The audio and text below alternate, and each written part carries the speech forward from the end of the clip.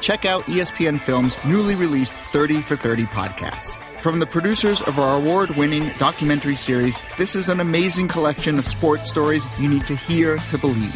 Speaking of amazing, Delta Airlines and the Fly Delta app make your travel experience amazingly easy with real-time bag tracking, e-boarding, and passport scanning during check-in.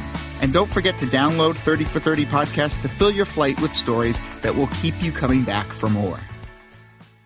The Right Time with Bomani Jones. Ladies and gentlemen, welcome to The Right Time. My name is Bomani Jones. Thanks for listening on ESPN Radio and the ESPN app. We are presented by Progressive Insurance. You can send us a tweet at the 1-800-Flowers.com Twitter feed. That is at Bomani_Jones. Guys, it's Wednesday. Those of you who do not work in the sports talk radio business don't quite understand what that means. Shannon knows what that means. It's Wednesday. We earn our money on Wednesday.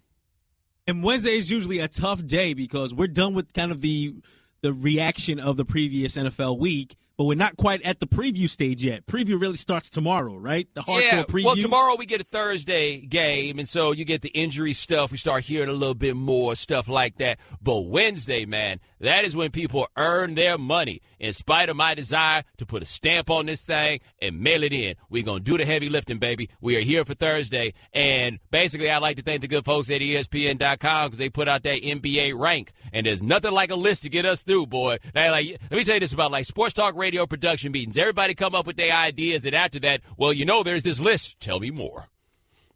Tell me more. I will read this list name by name. Coming up next, number 43 through however many we can get through. And if you're lucky, coming up next, number 40 through however many we can get through, because you're going to read them things as slow as you possibly can. So the good folks did the NBA rank. They do this every year. Shannon, we are up now to, number 31? That's where we got? Yeah, we're up to 31. Yeah, we started at 100, so now we're at 31. Now, yesterday we found out that Carmelo Anthony was ranked at 64 because y'all be hating on Melo. And Lonzo Ball was rated at 63, one spot above Melo. Melo thought y'all were hating, and once again, I can tell you, Melo sent a tweet about me hating, saying he wasn't in the top 10 in 2010. Ask yourself this question for real. Had you ever heard of me in 2010? Did you have any idea who I was? We talking 7 years ago, homie. Did you know anything about me? And no, you did not. Melo saw me on First Take. Right, this is back when it wasn't even like the way they do it now. This is when you just pop in for the 4 downs. Melo saw that and said, let's toast to the haters. And that's because I said he was top 10 but not top 5. Melo wish somebody would say he was in the top 10 these days, and Melo didn't like it. He gave, what was the quote, Shannon? You need the darkness to see the stars or something like that. Got really deep about it. So I don't know if that's Stay Mellow or Hoodie Mellow, one of the two. Yeah, but then apparently they started the revolution, right? Because then all the players yeah, man, I hate these rankings, man. Everybody hates these rankings. They hate these rankings when they so low on them. And then C.J. McCollum, I like C.J. McCollum. C.J. McCollum said that he thinks the players should rank media members because the NBA guys weren't here for the list, which, by the way, just so you guys know, mo traffic. But anyway, put that down. Here is what C.J. McCollum had to say. We need to start ranking these week A journalists with descriptions of their strengths, weaknesses, and ability to make up sources. I'm a little disappointed, Shannon, that he did not make any reference to bums. That would have been a lot funnier if he had said that we was bums. Had a funnier effect, absolutely. When is it not funny for somebody to get called a bum? Because you know the thing is about calling somebody a bum? Bum is one of the few transgenerational insults. Old heads call people bums, young heads. Think about this. We call people in sports bums, even though we don't call people on the streets bums anymore because we are too sensitive to do that sort of thing, right? We do not call them bums, hobos, or anything like that anymore. But if you are weak in sports, we still call you a bum. I wish C.J. McCollum had come out and called people bums. I got to say, I really would not have a problem with those cats hitting us with our strengths and weaknesses and all of that stuff. I would kind of like to see what the list would be of the journalists as they describe their strengths and weaknesses. I wonder what it would look like also if some of these cats got to put together their own strengths and weaknesses, put together their own scouting reports. That's what we need to do. Every media member put together your own scouting report, and then send it to me, and I'll let you know if it's right. What would be on mine, Shannon? What you got? What you got on mine for weaknesses? I don't know about that. I like staying employed, so we'll move on. Yeah, I was thinking about myself, my weaknesses. Honestly, my weakness, man, I feel like I stop myself from reaching certain levels of greatness because I am held back by basically being so humble. Now, you think about that, man. Think about what I could get done if I wasn't so humble, if I wasn't so, just trying to lay back in the cut, not really trying to stand out and nothing like that, man. I'm just trying to come in, do my job, and leave. See, there would be my weakness. Workman's attitude, huh? I remember my brother once said that once. My brother once said this about himself. He was like, look, man, I don't know how you expect me to be humble if I'm this good. I'm joking, guys. No, I'm not. 888-729-3776. That is our telephone number. But this is like, in fairness to athletes, this is where I get where they're coming from, man.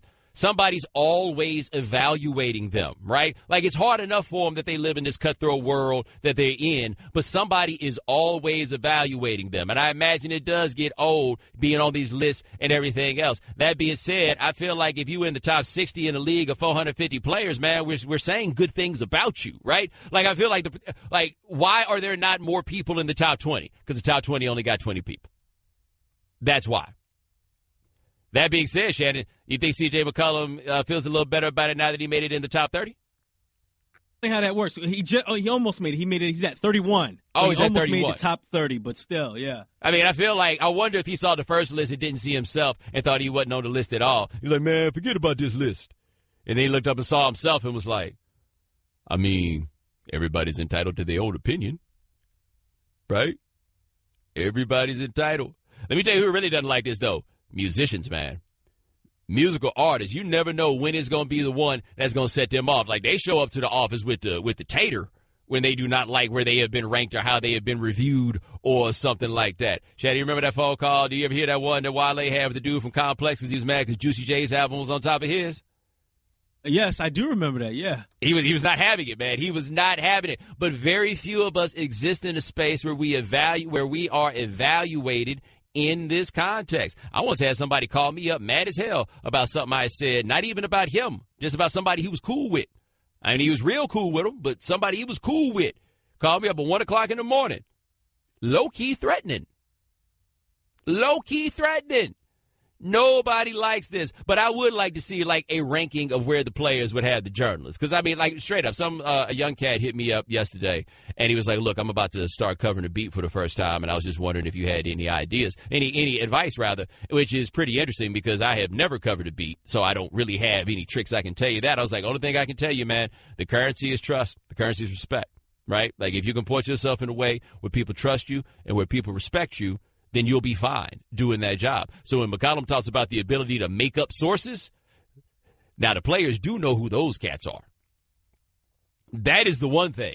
The players do know who's out here making stuff up. And, yes, there are people out here who make stuff up, right? Like, there are times you're like, oh, hold on, buddy, I don't know about that one. The players know who those cats are, and they got the right to not respect them because the reality is, man, somebody come out here and lie on their name based on the respect they get from whatever publication or whatever they worked at, then your name is out there like that. Your name is done. So I would like to hear from the players, like, so who are the people you trust? You know what I mean? Who are the cats that you respect?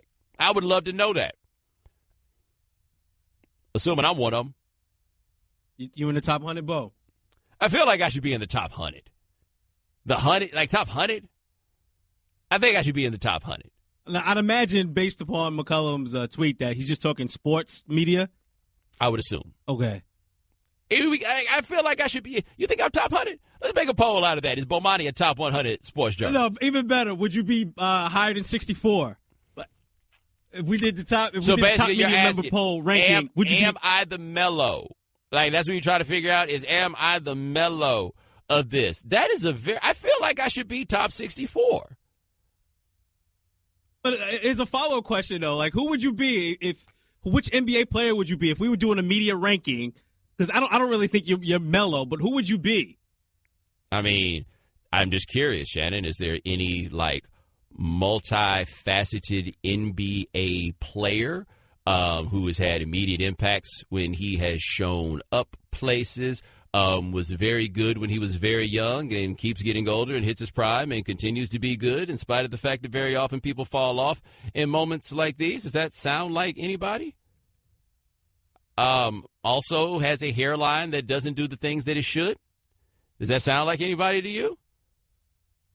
Who does that sound like? Wait a minute here. Who does that sound like to you? Wait a minute. That doesn't sound like anybody to you? Is it familiar? Or, Shannon, incorrect. How about somebody really tall, really skinny, with a lot of range, the ability to take it to the hole when necessary, who very recently made a move into a new situation so that he could perhaps win championships? Got that quick release. How about that? Has an affinity for University of Texas? Boom! That's what I'm saying. Who else do I remind you of? I mean, given that, you can't say it now because he doesn't play, but if we were doing this list a few years ago, again, tall, kind of gangly, bald-headed, cocky with his just a little bit, and owns lots of Jordans. I wonder who that is. Hey, the Right Time is brought to you by Upside. Now say big on traveling. Get a big gift card every trip you buy. You love Upside.com. Upside.com. 888-729-3776. That's our telephone number. Coming up next, we got you guys calling in talking about why you quit football and when football quit you. Also, Lavar Ball making Magic Johnson's job hard. Find out how on ESPN Radio, the ESPN app, Sirius XM Channel 80. Ladies and gentlemen, welcome back to The Right Time. My name is Bomani Jones. Thanks for listening on ESPN Radio and the ESPN app. We are presented by Progressive Insurance. Pablo Torre of ESPN will join us next segment. Pablo Torre will join us at 4:30 Eastern. We'll find out if he is a top 100 journalist. Look at that on the ESPN Radio poll, by the way. Find out your vote. You know, if we did a journalist rank, would Bomani Jones make the top 100? And I'm telling you right now, if y'all ain't got me in the top 100, I can only assume that you're a hater, right? Like that. In fact, this is how I'm going to put it. If you don't vote me in the top 100, fine. Pass the phone to her and let her vote. Right. 888-729-3776. Hey, Top Straight Talk, brought to you by Straight Talk Wireless. Best phones, best networks, no contracts. So we've been doing this thing that makes our jobs a whole lot easier, where we let you guys tell these stories about what made you decide that you were quitting football or what made football decide that it was going to quit you. Let us hit the phones and start with Gene in North Carolina. Gene, thanks for calling The Right Time. Hey, Bo, man, you was a genius for coming up with this segment, man. These stories have been crazy. But look, my football got a 2-for-1 on my story. 2 for the price of 1. So look, my mama let it be known at an early age I wasn't playing football. So I had me an instrument. She said, you want some Friday night lights, you can join that band. So I was on the marching band.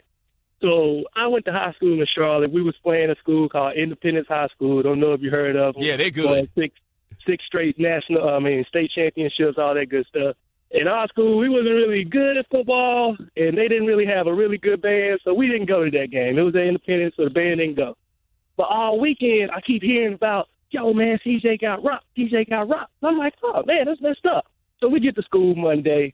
I'm kicking it with the basketball coach. I was at one of those type of schools where the basketball coach is also like the football coach. So I'm kicking it with him, and he showing the tape of the hit, the game. And they play it in slow motion, man, and this is so crazy. So it's a punt, and he's just kind of out there. The punt's kind of wobbling around, so he's just kind of out there, just not paying attention to what's going on. And we play the frame by frame. You see one frame, you see my man there. He got his maroon helmet on, his white jersey, and nobody's around him. Next frame, literally, now there's a yellow Independence helmet and a green jersey in place of his body. And you kind of see my man's arms just somewhere in between the mess. And then next frame, my man is gone. And that was it. And when I tell you that boy never played football again after that day, and then me watching that film let me know, oh, so that's why my mama didn't let me play. Cool. I got my instrument. I didn't play. I learned all I need to learn watching that video. My man's never played again, and that was the day football got 2 people for the price of 1. Hey, Gene, man, I appreciate the call, Shannon. I told you about my brother watching that game with my mom on the sideline, and then they were walking home, and she looked at him and said, I think I would just be in the band. Now, here's the thing about football, right? This is an interesting story that came across. Canadian Football League announced no more full contact practices. Like, effective immediately, the Canadian Football League is not going to have full contact practices. There's a problem, obviously, there, which is Have you ever looked at a team that doesn't really practice, like, contact stuff? Like, I remember when Texas had that damn defensive coordinator that let a one-legged quarterback from BYU run on them for 700 yards. And one of the things that people said, and I don't know if this was the problem, was that he used what they called a thud technique, where you, like, hit the dude, but you don't hit the dude in practice. And that was one of the worst tackling teams that I've ever seen. You see a lot of people talk about how the tackling in the NFL isn't as good because they don't practice tackling nearly as much in practice. Like, if you're going to play football, you need to practice playing football. The small problem is football is so damn dangerous that it is not safe to practice.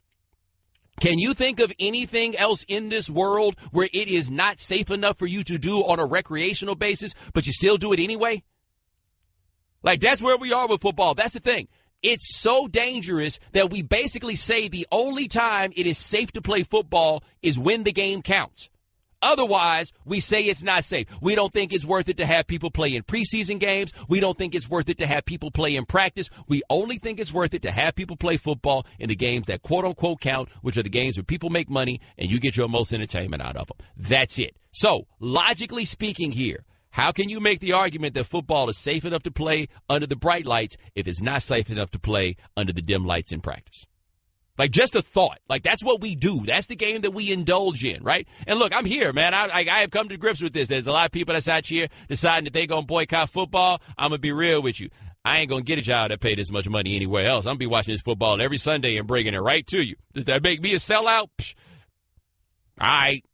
Be that. It's what it is. I'm still watching this football, I readily admit. But let's be real about what it is. We keep talking about how it is that we going to make a safer cigarette. Okay, we get that. You're not really going to be able to make the safer cigarette. But in the end, if you decide that your game is not safe enough for you to act like you're playing it, is it safe enough for you to actually play it? Now, I want to see what happens with the CFL on this, because if the CFL still has decent quality of gameplay, then this might catch on. I don't see how it's possible to still have quality of gameplay without tackling in practice, like without some level of tackling. I don't see how you manage to do it. But Shannon, correct me if I'm wrong, by the time the end of the season come around in football anyway, they're not doing practice, like contact in practice, because everybody hurts too much. Absolutely, and you don't want to risk further injury by that point. Once again, we're not going to play football. Why? You might get hurt. Okay, so don't practice playing football because you got to play football later. But I thought you said I might get hurt. Yeah, that was different. 888-729-3776. That's our telephone number. Let's get one more story about somebody when football quit them. Let's go to Dan in Iowa. Dan, thanks for calling the right time. Hey, Bo. Love the show. Thanks for taking my call. Thank you, man. I was going to tell you about the story when football scared my career to death. So as an 8th grade starting halfback, knowing that going into my freshman year of high school I was going to be starting, I watched the last game of the season the year before and watched my person I was going to be replacing get absolutely demolished by a little town next to us called Appleton and Parkersburg. And if you follow football close enough, a lot of NFL people know a lot about Appleton and Parkersburg because they brought 4 people to the NFL in 1 year when the town is like 500 people.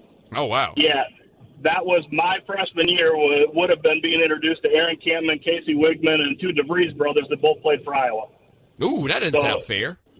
Knowing what I was in for, that was the last game I played was 8th grade. You didn't even go to the game. Nope, I quit without ever being hit.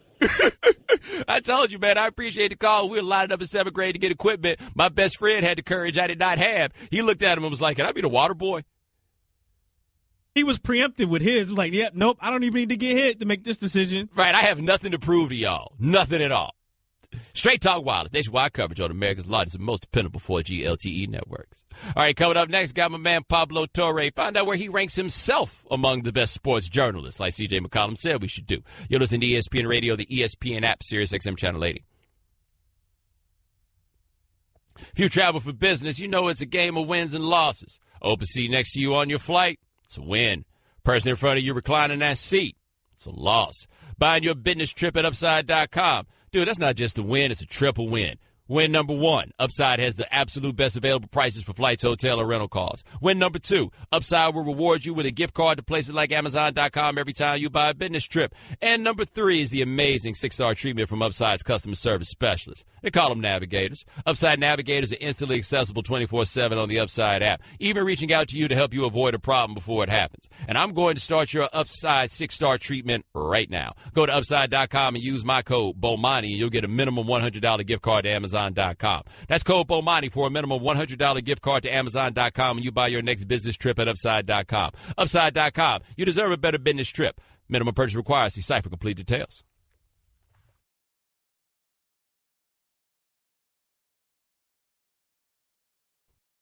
Okay, Kevin, for the grand prize of $1 million, what color is the White House? I know this.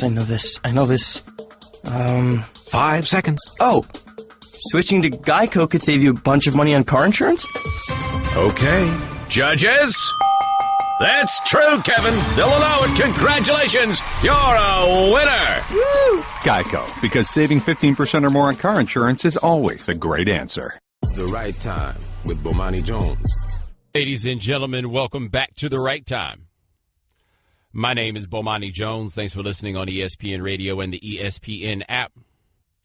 Our guest joined us on the Shell Pennzoil Performance Line, just like our next guest.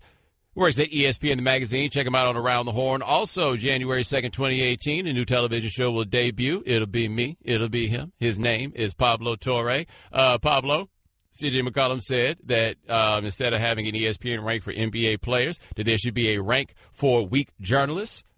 You are like me. You're here for this. I demand this.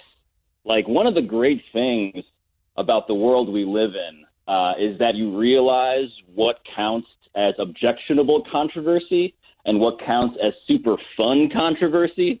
Like, there was once a time, Bo, I think, when I would have looked at the ESPN rank and the ensuing controversy and said, man, that is cheap and that is an affront to smart people who like to have smart conversations. And now I'm thinking to myself, man, I long for a time when this counted as controversial. Like, this is the tabloid sport that I want to retreat into when the real world gets sad. I want to debate whether I am number 37 on C.J. McCollum's big board, because that is the kind of pro wrestling argument that actually is fun. I'm kind of here for it just because I'm petty, right? Like, I feel like I would rank pretty high. I feel like I do pretty well with that demo, right? Like, I think I could do okay. So wait a minute. So you're in favor of this simply because you feel like you'd get on to the page of the power rankings that gets revealed last. You think you're going to be in the top 10, so you feel good about it. Yeah, I wouldn't have been out here by now, I don't think. That's where I feel. I mean, where do you think you would be? I feel like I deserve to be top 10, but at the same time, I feel like one of the things we're going to learn about this exercise, which we are gradually now forcing and bullying C.J. McCollum into executing, is figuring out who these guys actually read. Like, I don't know. That's the other fascinating part of this, is like, who is a big name to them is different than, I think, a lot of journalists perhaps own power rankings. And that's fascinating because one of the things we know, Bo, and one of the reasons why I want to retreat into this controversy and into this sport specifically at a time when the world seems kind of crazy, is that it's reassuring that NBA players are super sensitive about what journalists think about them. I like that there's this weird symbiotic relationship where both of us, both sides of the aisle in this, can actually come together, have a debate about our self-worth, and emerge at the end of the day largely laughing about it. That, to me, seems delightful. We're talking to Pablo Torre of ESPN, the magazine, and I understand you saying that you think you would be top 10, but I feel like, young fella, you need to wait your turn. You got some people that you got to wait behind before you wind up getting there. Wow. This is like the time when, first off, how long do I have to wait? Because I'm like turning 32 this month. I feel like my expiration date as a young guy. I mean, maybe I shouldn't have said that, by the way. Should I not have revealed that? Should I be saying that I'm like 25 and a half eternally? You can be 25 as long as you want, honestly. People won't have any ability to guess your age for a number of reasons that might get me in trouble to spell out. I'm just telling you that people will not be able to guess your age. I'm just telling you right now, man, I think you need to wait your turn. Now, your boy, oh, yeah, I'm top 10. I'm top 10. But let me ask you this. So in terms of sports, right, is there any sport that has just like the roster construction that would enable an equivalent list? Like one of the reasons why I think these NBA players get all agitated about this is because there's kind of a logic to a big board ranking of all the players in the league. Like you can say bigs need to be their own category, right? Like big men should be their own, but increasingly in the league, like we're finding there's a flattening across positions. So when we get to the debate about who's top 10 in the NBA, like I feel like that's a discussion that you can't really have as well in the NFL or Major League Baseball or anywhere else. Well, here's my question. Do they do this in hockey, right? Like, do hockey fans sit around wondering about who's top 10? I don't know what they do over there. I don't know if they do. I will admit that I follow far fewer hockey Twitter accounts, hockey player Twitter accounts than I do NBA player Twitter accounts. But one of the things like that, I think Devin Booker, I was reading one of those roundups of like all the NBA players who are responding to this. One of the great things is that you realize, pretty much everybody is on Twitter in the NBA. But the second thing is Devin Booker was talking about how, we're ranking people like this is high school now. And my answer to him, very diplomatically but earnestly, is yes. Yes, we are in high school. This is look, ESPN could have made a series of TV specials in which they roll out the list, they bring out players, they bring out other authorities to discuss. And at the end of the day, maybe this feels kind of pro wrestling-y, but it kind of, like, I pivoted on this. I used to be a guy who's like, no, there must be a rational, objective answer, and this is not the form in which to achieve that. But now I'm like, this just seems like exactly the antidote that I need, because you can make fun of journalists when we're ranking NBA players, and I don't feel bad about society when it's in the context of basketball. But see, here's where I get on these NBA players on this one is where I understand they get tired of being evaluated like this, but ask any of them, they top 10 MCs, and they got to answer, right? And how many of them can rap? Right. I feel like, and it's becoming even more brazen, right? Like, I don't know if it's surprising that Lonzo Ball was, basically being heretical when it came to his own rankings in terms of who qualifies as #real hip hop or not. But I feel like, yes, that's another thing that's guaranteed to basically create traffic for any outlet that pursues that. Well, hold on, though. You know who would be number one on the journalist power rankings among NBA players, right? I give you a hint. I used to work with him. There's a middle initial right in the center of that. No. I'm not talking about him. I'm talking about a dude that I used to work with on a daily basis. Oh, Poppy? Yes. Poppy does. Poppy does. You know what? That's number one right there. The Venn diagram, right? If you're looking for a Venn diagram that somehow unifies both, let's say, Kevin Durant and Art Briles, the center of that Venn diagram in terms of fandom is Gonzalo Levitar. Yes. That is it. Like, that's going to be the number one guy. We're all playing for second behind Poppy. We're talking to Pablo Torre here of ESPN, the magazine. By the way, is there any sport thing that you want to talk about? We got about a minute. Not especially, but I guess I would ask you, like, what should the categories be for ranking journalists? Like, are we going to break it down into some sort of statistical stuff, or is it just kind of an overall respect ranking? That's a very good question. Like, I'd be curious to know, like, how the players would vote. Like where would Woj be for the players, right? Like, I'd be very curious to know that. Where would he be for the players? I heard Kevin Durant talk to Simmons on that podcast, most recent one, and he was saying that he reads Woj to find out what's going on in the league. And by the way, this is also a world in which my friend Luke Wynn, who writes college basketball for Sports Illustrated or used to, just got hired by the Toronto Raptors. Like, one of the things that we're realizing is that journalists covering basketball are authorities not just to the readers and to fellow journalists, but also people in the sport. And that makes this sort of insane exercise maybe more legitimate than I thought. All right, now that's Pablo Torre, a sub-top 10 journalist, unlike you, myself, here. Check him out, ESPN, the magazine, and perhaps January 2nd, 2018 on ESPN with your boy. Also receiving votes in that top 10. That's what I want. There we go. Get your weight up, homie. I'll holler at you soon. All right, now, The Right Time is brought to you by Upside. Now say big on travel and get a big gift card every trip you buy. You'll love Upside.com, Upside.com. Ladies and gentlemen, welcome back to The Right Time.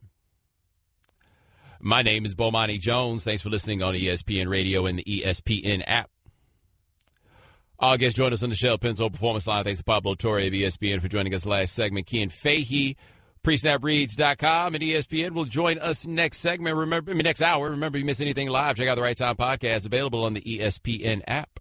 The Right Time is brought to you by Select Quote. Free personalized quotes in just 10 minutes. Call 1-800-290-0303 or go to selectquote.com. 888-729-3776. That is our telephone number. We're letting y'all call up, tell about them stories. You tell us stories about that time you decided to football. Nope, I'm not doing this anymore. Let's talk to Dwight in Alaska. Dwight, thanks for calling the Right Time. Hi, Bomani. Hey, thanks for having me on. I enjoyed the show, man. No problem, man. Yeah, so ninth grade, I was a third-string tight end, and they were shorthanded on the defensive line, so they decided to switch me. Second practice into the season, running back, about 5'10", 200, James Halterlonger. I'll never forget his name, man. He come around the outside. I came through. I thought I had him in the backfield. Coach told me to get low. He got lower, hit me right between my shoulder blades, and I was out for about 2 minutes. I was sucking wind, didn't know I couldn't breathe, didn't know where I was at. I got up off the field after when I came back to it, said, "Nah, man, this ain't for me." Took my helmet off, pads off, called my mom and dad, said, "Come pick me up," and that was it. Started playing basketball. Well, let me tell you this, man. I appreciate the call. There's nothing quite in life like the first time you ever got the wind knocked out you. Shay, you remember the first time you got the wind knocked out you? The look on your face, like everything, like your whole life is flashing before your eyes. Like you have no frame of reference on what you're supposed to do. Like, what's the problem? I can't breathe. Right? And then all of a sudden you can, right? But you, ooh, that's the worst. That's the worst. All right, 888-729-3776. That's our telephone number. Let's hit the phones and talk to Pete in Texas. Pete, thanks for calling the Right Time. What's up, man? All right. I listen to both podcasts, big fan. So I went to Jacksonville, Texas my freshman year. That's not far from Palestine where Peterson went, not far from Tyler. And so we were on a punt block. I was on the punt block, and I went inside to, try to block the punt. And I got hit. I got ear-holed, though, Monty. Ear-holed by a guy named Jamie Hightower. He ended up going to Texas A&M as an offensive tackle. I didn't know what happened. I go to the sidelines. I'm like, "Are you okay? You okay?" And apparently I got ear-holed and helicoptered like John Elway against the Green Bay Packers.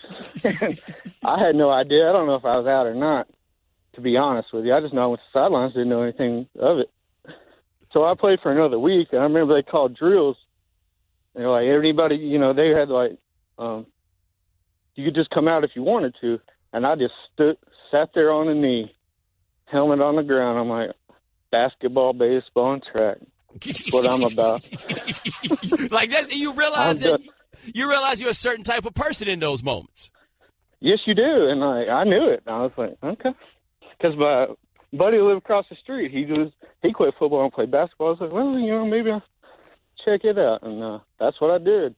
Hey, man, smart play, man. I appreciate the call. Shannon, that was Dwight, right? Dwight, yeah. You said Dwight? That was Dwight. That's what he said his name was. Even in Alaska, didn't see that. I wasn't Alaska. The other guy was from Alaska. Yeah, not who was that the Dwight you expected? I did not expect Dwight to be more like Tim Dwight. You remember Tim Dwight? Yeah, deceptive. Yeah, I wonder how many times Tim Dwight showed up. He was like, "What's your name?" Dwight. And then he got done. Like, who was that? Dwight? Dwight fast as hell. All right, 888-729-3776. That is our telephone number. Shannon, who's playing Thursday night? Is the Texans and who? Bengals, if I'm not mistaken, right? Ah, yes, the Texans and the – ooh, Shannon, I feel like that's not – you don't want that to be the only game that's on TV because we're going to turn that on and be like, yo, why does every quarterback in this league stink? Like if a Martian drops off to watch that game, what are they going to think about the quarterbacking situation in the league? What would they be for them? What would there be for them to believe? Because tomorrow, Shannon, we're going to have to try to act like that game is something because what else are we going to do? The biggest thing, I guess, the storyline still with that game is, well, who's going to be starting for Houston? Because it looks like it's going to be Deshaun Watson at this point. Well, Deshaun Watson's like, Coach, I don't really want to start. My ankle is still tender. Like, I just can't imagine being like, so why are you the starter? Because we think you can run for your life. Let's not forget, we don't know the status of the Texans' tight ends at this point. Because right. Like, are they having a tryout? Like, everybody in town between 240 and 260 pounds come to town? Like, all three of their tight ends are in the concussion protocol, and they put Fedorowicz on the IR, so he's out for at least 6 weeks. They don't have a tight end. They got to go run and shoot. They're going to bring Warren Moon in to play quarterback, and he's going to get out here and run and shoot. All right, 888-729-3776. That is our telephone number. Let's talk to Daniel in Chicago. Daniel, thanks for calling the right time. Hey, what's up, Bo? Doing all right? I appreciate you taking my call. Love the show. Thank you, man. I want one of those T-shirts when I'm done because I'm going to have the best story you heard yet. Okay. All right. So, junior year, I get hit. I play in safety. I hit someone. I basically dislocate my shoulder. Ew. Ends my season. My mom tells me no more football. I sneak back onto the team for spring practices. My mom gets off at 4:30 p.m. Normally, practice is over by 3:30. I guess we went a little long. I look up, and one of my teammates is like, hey, your mom's on the field talking to coaches.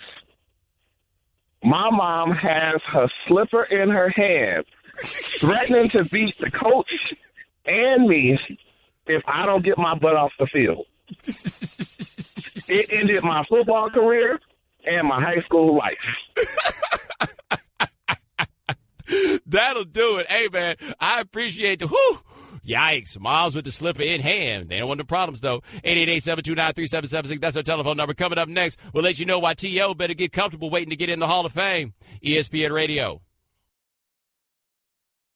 Check out ESPN Films' newly released 30 for 30 podcasts. From the producers of our award-winning documentary series, this is an amazing collection of sports stories you need to hear to believe. Speaking of amazing, Delta Airlines and the Fly Delta app make your travel experience amazingly easy with real-time bag tracking, e-boarding, and passport scanning during check-in. And don't forget to download 30 for 30 podcasts to fill your flight with stories that will keep you coming back for more. The Right Time with Bomani Jones. Ladies and gentlemen, welcome to The Right Time. My name is Bomani Jones. Thanks for listening on ESPN Radio and the ESPN app. We are presented by Progressive Insurance. You can send us a tweet at the 1-800-Flowers.com Twitter feed. That is at Bomani_Jones. So, we got our list of the first year Hall of Fame nominees for the NFL.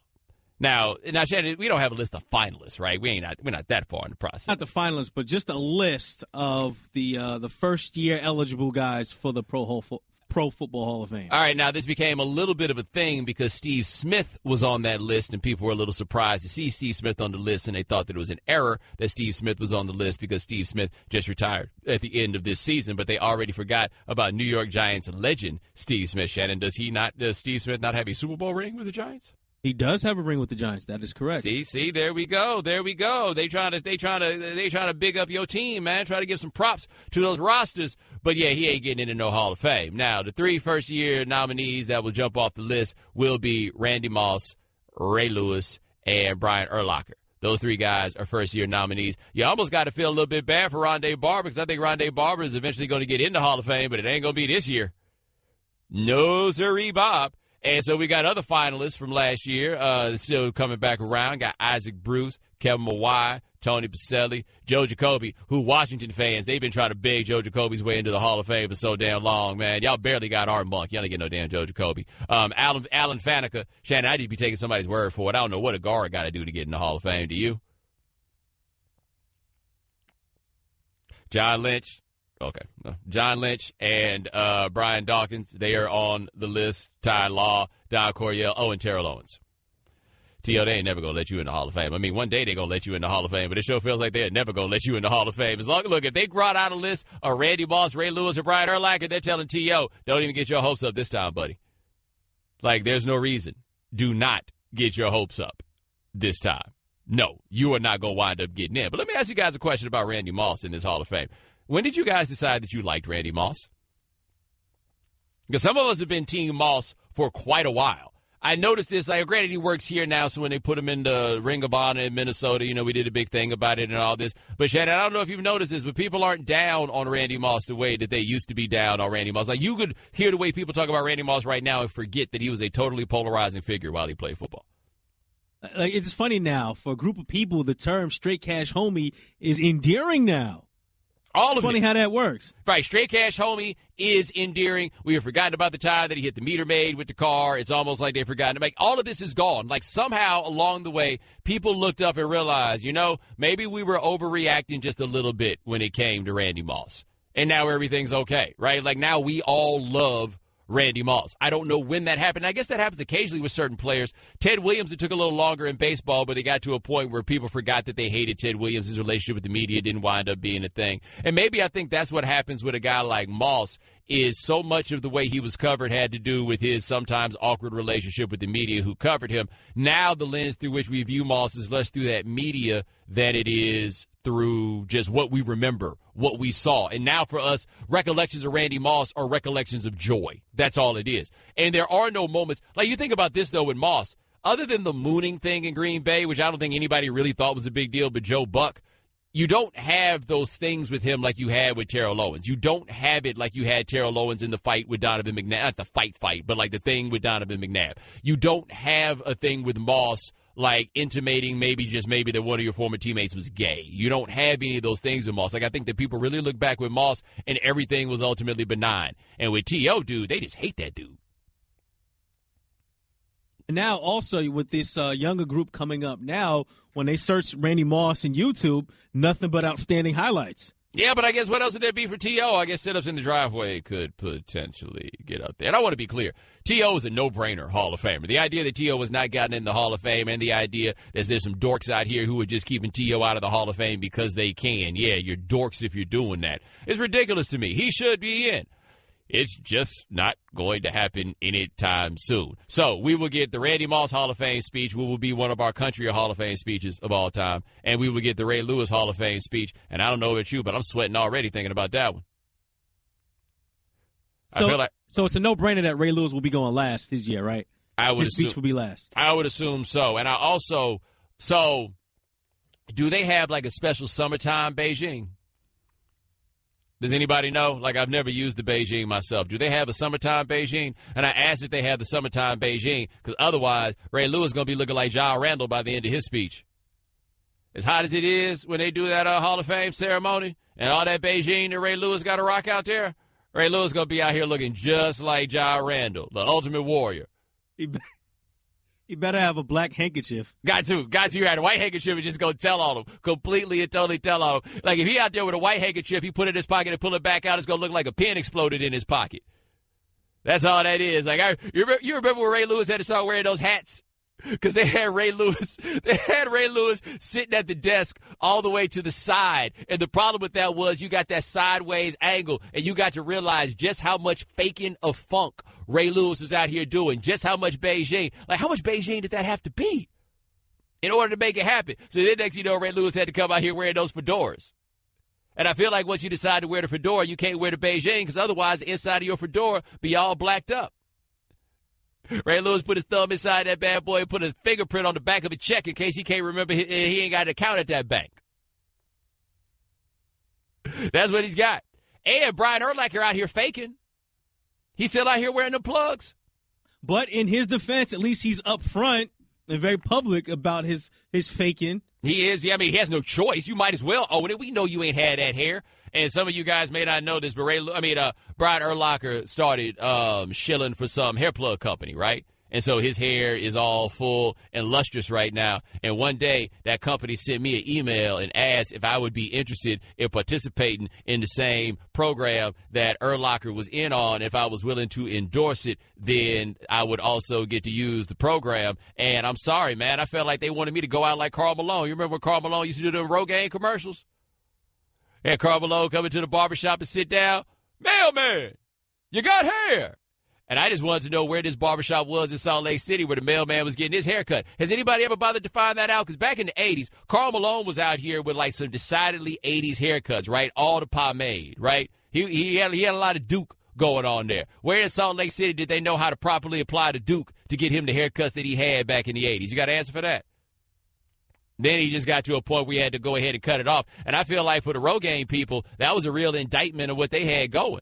Because I figured he should have just been able to keep it cracking from then on out. For Karl Malone to give up after starting with the Rogaine, I didn't feel like that was a real testament to the road game. But if they had the Beijing back then, I bet he would have been out here. Karl Malone would have been Beijinging it up, dripping down his face the whole way. Or would it be like the Carlos Boozer Beijing experiment? You remember that? Carlos Boozer put all that Beijing on, and he couldn't wash it off. Didn't y'all ask him about that on HQ? We did, and he said he was so shook coming to the game with it because he knew he was going to be playing the Celtics, so he knew KG was going to give him the blues about having all that Beijing.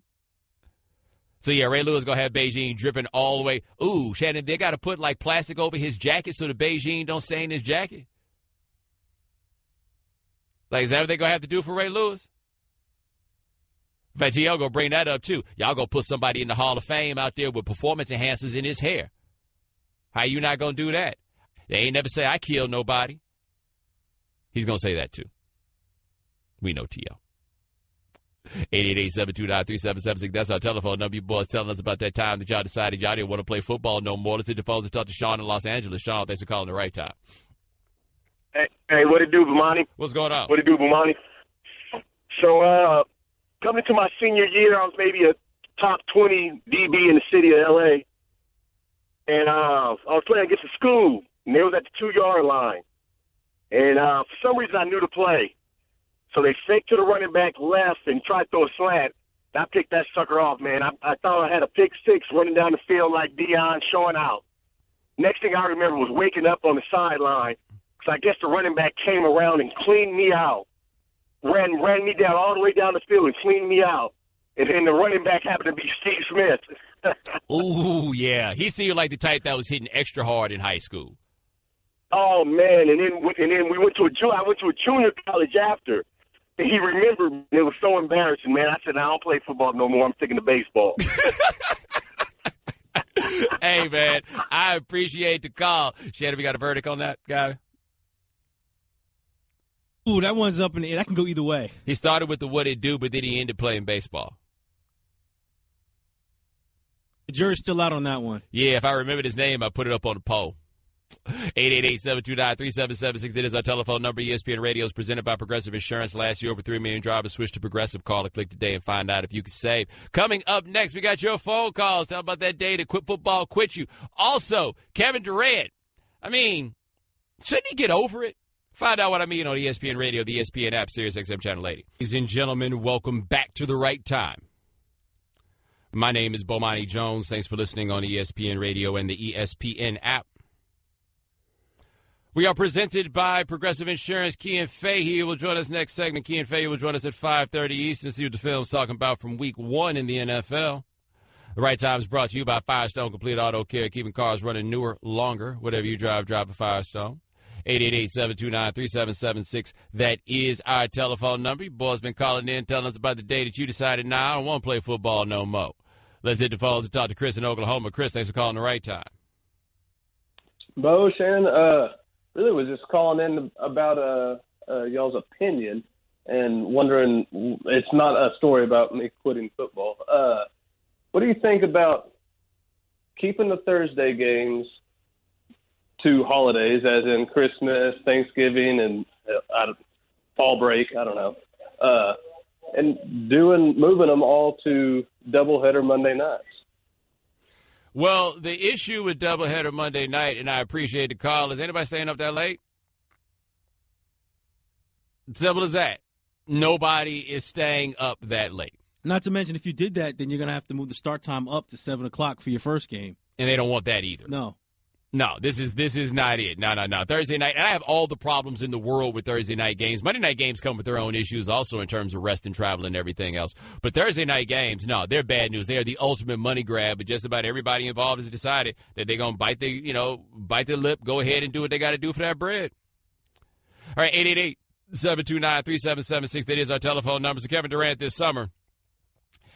So I have said that I thought Kevin Durant didn't care what people thought. And I guess I needed to be more specific in the sense that I think that Kevin Durant didn't care what people thought to the point of, like, stopping him from doing what he was doing. Like, he made the decision he was going to go to Golden State. People weren't going to like that he was going to go to Golden State, but he was going to do it anyway. So he clearly cares about what he does not care to the point where it's going to interfere with what he wants to do. But, man, he just can't stop going on and on about this, a peep game, right?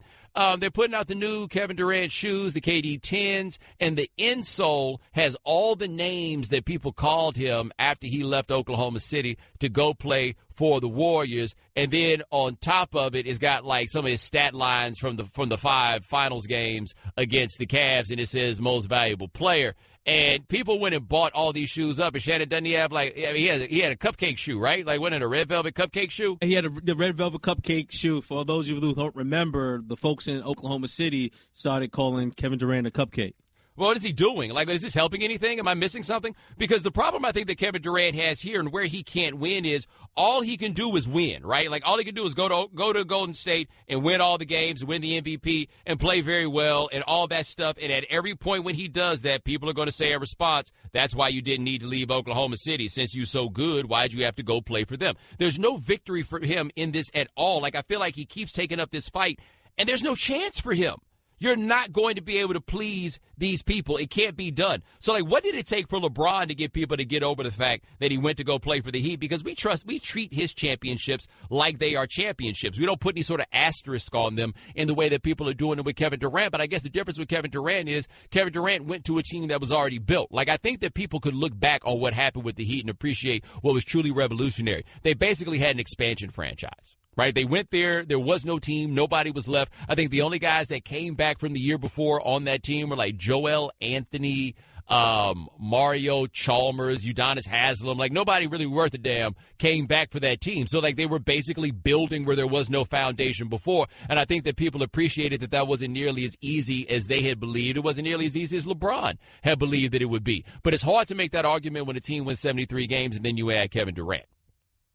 Right, like, it's hard to say that Kevin Durant is the guy that put them over the top, even though I would make the argument Kevin Durant put them over the top because it gave them a second player who could get his own shot. And no matter how good they were in the regular season, you saw what happened in the postseason when they were hamstrung by the fact they only had one guy who could go out there and get his own shot. But, man, he keeps doing all this, man. It does kind of feel like whining just a little bit. Like, yeah, bruh, they called you names. Yeah, bruh, they did all of those things. Either be a villain about it, or you just got to let it slide. Like with LeBron. LeBron tried villain. Villain didn't work. Then he just went kind of on let it slide program. You're not about to be out here, yeah, they called you a traitor. Yeah, they called you all that, bro. They're going to call you all that stuff next year, too. If all you are is a champion, to be the champion is the only thing that matters, then put the champion stuff in there. Because you're not shutting anybody up. Whether you should or should not be able to shut people up is a completely different discussion. I'm just telling you, you're not going to be able to shut anybody up. They made that decision about you, homie.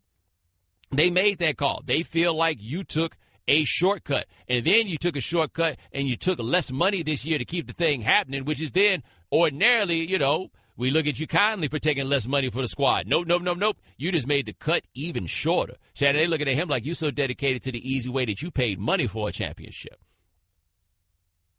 Oh, but to your point, though, like, usually don't we praise athletes that continuously take less money? Like Dirk Nowitzki, every time he had to re-up. We don't. Huh? We including me, don't. But, yeah, you're right. But folks generally will applaud these guys for taking less money to help the team out, So shouldn't that be applauded, right? Yeah, because ultimately the decision whether or not to applaud has nothing to do with the action and more to do with just whether or not they like you in the first place. That's what it is. And a lot of people decided they were going to be down on Kevin Durant once he made that decision. Also, Shannon, a lot of America really gets charged up about the notion of the small town, right? Everybody wants all the best things in the world for the small town, even though y'all don't want to live in them. 888-729-3776. That's our telephone number. Taking your questions, taking your calls on what made you decide you're going to quit playing football. Let's talk to Sonny in Georgia. Sonny, thanks for calling the right time. What's up, Bo? Doing all right, man. All right, so about my last game of my senior year, had a running back coming around the end. I played nose guard at 5'4" and 165 pounds. So I come running around the end to cut him off. He ducks inside, and the defensive end that is hold of his shirt leg whips me in the back of the knee, blows the knee out altogether. I I had more pain from not being able to play football anymore because I was going to go play Division II. But it all worked out because the Lord knew I wanted to be a veterinarian, so he hit me in the knee. No, that'll do it. I'll tell you this, too. I appreciate the call. One thing that's fun here is hearing the heights and weights of some of these positions in some of these lesser football states. Because I'm from Texas. We ain't putting none of y'all at these positions. 888-729-3776. That's our telephone number. Coming up next, week 1, we got the film in. We'll talk to Cian Fahey, presnapreads.com, about what he saw on ESPN Radio, the ESPN app, Sirius XM Channel 80. There's no better time than right now to protect your family. So if you're like me and have been putting off getting term life insurance, you have to call SelectQuote. Here's the SelectQuote difference. Most companies give you one option, one policy, one rate. But SelectQuote gives you options, lots of options. SelectQuote shops and could get you up to 15 options from highly rated life insurers. I want you to make the free call today and review your options. Call 1-800-290-0303. SelectQuote has been in business since 1985. You should trust them and their licensed U.S. agents because they've already protected 1.2 million families. For example, a 40-year-old male that takes cholesterol medication could get $500,000 in life insurance for under $25 a month. That could be your cost to protect your family. I want you to give SelectQuote a call at 1-800-290-0303 or go to SelectQuote.com today for a totally free personal quote. 1-800-290-0303. That's 1-800-290-0303. Get full details on the example policy at SelectQuote.com/commercials. Premium could vary depending on your health issuing company and other factors, not available in all states. Okay, keep your eyes closed. Okay. I want to show you my first ever painting. All right. Okay. Open your eyes. Oh, that's a lot of colors and shades. So be honest. What do you think? Well, I like how if you switch to Geico, you could save hundreds of dollars on car insurance. Oh, yeah, that's true. Yeah. Here, why don't I hold your paintbrush while you call them? Geico, because saving 15% or more on car insurance is always a great answer. The Right Time with Bomani Jones. Ladies and gentlemen, welcome back to The Right Time. My name is Bomani Jones. Thanks for listening on ESPN Radio and the ESPN app. All guests join us on the Shell Pennzoil Performance Line, just like our next guest. Check them out at presnapreads.com. Also check them out on the Nickel Package podcast here at ESPN. His name is Cian Fahey. All right, now, Cian, one thing you and I talked about a lot last year was Dak Prescott and his inability to find Dez Bryant. He targeted him 9 times in the last game, only got the ball to him 2 times. What did you think, one, about his attempts to get the ball to Dez and just generally how Prescott looked in the offense? I thought the attempts to get the ball to Dez were a lot better in this game. I know you can look at the raw numbers of it, but he took shots when shots were meant to be taken, and he had 2 deep throws, one early and one, I think it was the third quarter, that were both going into the end zone where they were well-placed balls. On the first one, Jenkins just played really good coverage, and on the second one, again, Jenkins played pretty good coverage, and Dez just couldn't get off the ball at the end. I thought that game... Actually, more the performance other than the game, but Dak's performance in that game was kind of really interesting because it was kind of tainted a bit or kind of warped with the perception of it at the very beginning when he had those 2 wild misses of Dez in the end zone. But after that point, he was phenomenal, and it wasn't that he was like making big throws like I was just talking about, or he was running over people, or he was consistently hitting short roads. It was what he was doing before and at the snap. There was one point relatively early in the game where they hurried up to the line, but they didn't rush the snap. Prescott got everyone into their lineup into the right positions, and he stood there and he surveyed the defense, and he called up the first play. He got back into his stance to receive the ball, and then a young quarterbacks typically will do that once and they'll think they've figured it out and they'll go. Whereas Dak got to the top of his drop and stood there and waited and kind of surveyed again and decided to change the play again. Doing a second audible, and it looked like a full-blown audible. Obviously, I can't tell. I'm trying to guess from watching on the sideline. But doing that, and then as soon as the ball got snapped, he looked at his first read, came off his first read in an instant to move a linebacker and hit Bryce Butler on the backside of the play, and Butler dropped the ball. And that was a really, really impressive thing to do mentally. It didn't get anything back because of Butler, but what Dak did there is why he's going to sustain success for a very long time. And I probably won't go into the detail of it. I can if you want, but the Zeke Elliott 30-yard gain later in the play, or later in the game, was a complete setup from Dak doing something pre-snap, figuring out the coverage and knowing exactly where to go with the ball. Now, how different is that from last season? Because then you and I were kind of in the same boat where he played well for a rookie, but people got caught up in the win-loss record. It is different, but the issues with Dak last year were more about his actual placement of the ball. He was still accurate enough, but like we mentioned with Dez, the problem for Dak in his rookie season was he wasn't good at putting the ball into tighter windows. He was good at hitting the wide open throws. It's why Jason Witten and Cole Beasley were featured so much, and he was able to do that because he played behind a great offensive line and because he's really, really smart and he's really patient in the pocket. But this new level, just with that willingness to the composure, the comfort to audible twice after hurrying up, to come off the first read instantly as soon as you see it's not there, and with that Zeke play, that Zeke play, I probably should break it down just because he did everything perfectly on that play, and it was not an easy thing to do. You will probably look at that play, and if you're not like myself, when I watched it casually, I just saw a 30-yard gain, and I saw Zeke Elliott running up and downfield. But when I went back and looked at it, Dak was after setting everything up on the left side, coming back to the right, figuring out what the coverage was based on the movement on that side, and then using his eyes after the snap to keep the safety on the wrong side of the field. So when Elliott got the ball, he was running into wide open space, but that wide open space was because of what Dak had done. It wasn't because the defense blew a coverage or anything like that. All right, talking to Cian Fahey, PreSnapReads.com, also the Nickel Package Podcast. Switching gears, how about your man Sam Bradford on Monday night? Sam has been someone I've always kind of talked up a lot throughout his career because I think he's always been kind of unfairly judged because he's played on such bad teams. Like right now, I think he's got the best wide receiver he's ever had. It's either Thielen or Diggs, and the second best wide receiver he's ever had, Thielen or Diggs, and he has them as a combination. So that's huge. Like before, he was throwing to guys like Austin Pettis and Brandon Gibson and Brian Quick, guys who you probably don't even know at this stage because they're not even in the league. I think Quick is, but he's on the edge of Washington's roster. Bradford, I think the question coming out of that game was it just the Saints defense? If the Saints defense is bad again, but I didn't think the Saints defense played particularly bad. They weren't particularly good, but Bradford was making difficult plays. It wasn't like with Alex Smith a little bit when on last Thursday when he was throwing to wide open receivers because there was blown coverages and mismatches. Bradford was actually fitting the ball into tight windows and delivering it just before he got hit. He did that. The touchdown he had for the early in the game off of play action, that was wide open. But besides that, there was there were many throws against blitzes. There were many throws where he was fitting the ball between an underneath defender with a safety over the top. There's one in particular to Jarius Wright, which is probably going to be the best throw of last weekend, and it might even be the best throw of the whole season because you literally can't see Wright when you see Bradford release the ball. Have you figured out an appropriate comparison for Thielen yet? I'm going with Santonio Holmes, which is, but I got a lot of Chris Hogan suggestions. I got a lot of Danny Amendola suggestions, and you know yourself.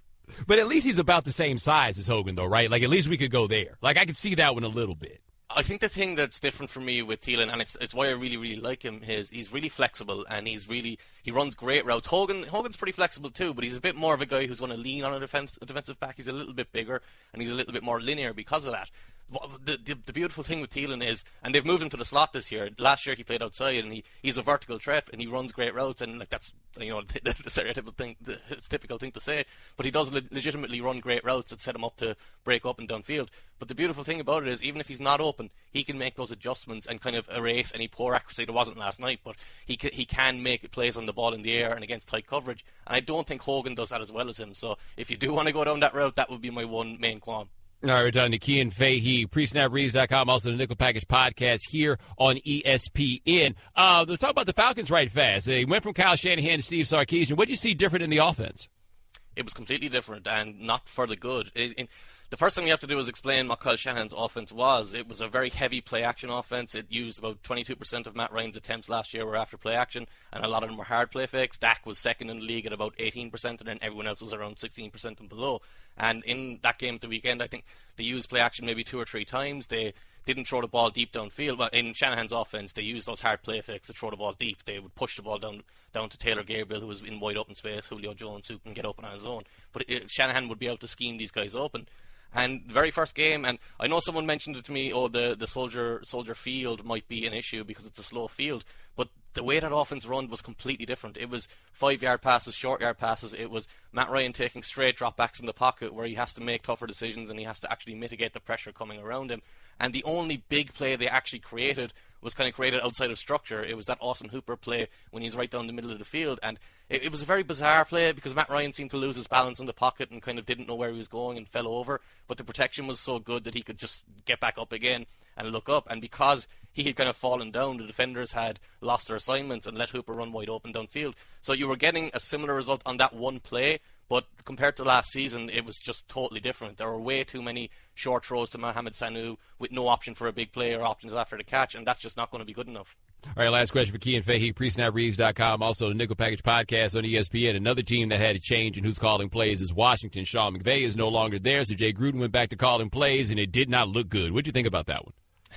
You know me, I'm not the biggest Kirk Cousins fan, but I felt that was less about the play caller and more about the absence of Deshaun Jackson, the absence of Pierre Garçon. In that game, in general, that wasn't a well quarterback game. The two quarterbacks combined for 1 of 11 deep throws on accuracy, and that was obviously Wentz's touchdown at the start of the game, but Wentz had 3 interceptable passes in that game on deep throws as well. Cousins is... It was the same issues as always. It was if there's anyone within 2 yards of him, he gives up on his feet and the ball goes all over the place. It was trying to throw the ball when he doesn't have his feet set and the ball sailing on him because he doesn't have a strong arm. It was trying to throw the ball to the flat where Jordan Reed... Actually, the game ended when Jordan Reed was just standing on his own in the flat and Cousins threw it to him and it bounced 3 yards away from him and Reed was just standing there dejected. And that had happened a couple of times throughout the game. This is going to be a situation to monitor all year because I do think Cousins is going to be exposed quite a bit now, and there are going to be a lot more games like this where it's obvious. I thought it happened a lot last year, but they could cover it. I think this year it'll be overtly in your face, and you won't be able to ignore it. All right, that's Cian Fahey. Check him out, presnapreads.com, also the Nickel Package Podcast here at ESPN. He'll be joining us every week on the right time. Thanks so much, my man. I appreciate it. Thanks, man. All right, now, get instant gold status at Shell. Join the Fuel Rewards program now at fuelrewards.com/gold. Ladies and gentlemen, welcome back to the right time. My name is Bomani Jones. Thanks for listening on ESPN Radio and the ESPN app. All guests join us on the Shell Pennzoil Performance Line. Thanks to Cian Fahey at presnapreads.com and the Nickel Package Podcast on ESPN for joining us last segment. Jorge Sedano of ESPN will join us in the 6 o'clock Eastern hour. ESPN Radio is presented by Progressive Insurance. Pick from a range of coverage options with the Name Your Price tool to find a price that works for you. Taking you boys' phone calls about that day you realize, I don't want to play football no more. Let's hit the phones and talk to Bobby in South Carolina. Bobby, thanks for calling the right time. Bobby? Fine, didn't be like that. Al in Atlanta, thanks for calling the right time. Hey, how you doing? Doing all right, man. Yeah, I enjoy your show, Bomani. Thank you. Well, I'm going to tell you what happened to me. I was in high school, right, and I was a wide receiver, and they called an end-around play, and the pulling guard was in front of me, so what happened, the pulling guard missed the block on the defensive end, and he clotheslined me in some kind of way. The buckle on my pants came down. And all my wholesome goodness was showing with my jockstrap on. That was enough? That was the end? That's it.